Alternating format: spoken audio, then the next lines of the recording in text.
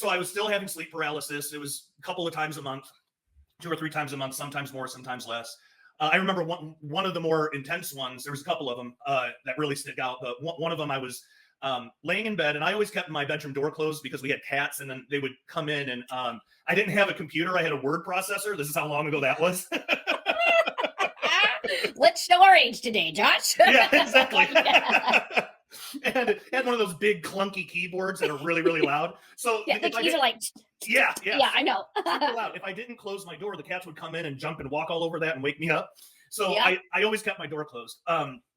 And well, this one night, I had kind of woken up and I was in sleep paralysis, and I was like facing the door, sort of. I was laying on my back and facing to the left towards my door, and I started hearing this weird shuffling sound coming from right outside the door. Then I started to see the knob turn, and it opened, and then this shadowy, cloaked figure shuffled in like real slow. And then it turned around to face me. I couldn't see its face because it had like a hood on it. And it was all black. Is it like the Hat Man? Is this what people say that? I haven't seen that particular one. This was more like a cloak, like a hood. Okay. I haven't seen the Hat Man figure that a lot of people see, but it was kind of similar in the way that it was just all black. And I couldn't see its face. I saw kind of an outline under the hood, and it looked really long, which freaked me out. Oh, yeah. And then it turned to look at me, and it looked right in my eyes. And again, I couldn't see its eyes or anything; it was just black.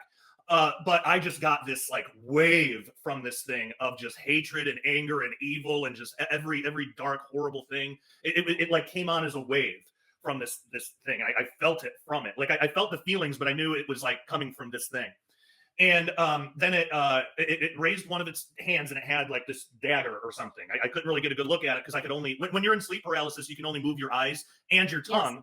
Yes. And the reason why you can move your tongue is so that chemical that paralyzes you, it doesn't paralyze your tongue because you would choke to death in your sleep if it did.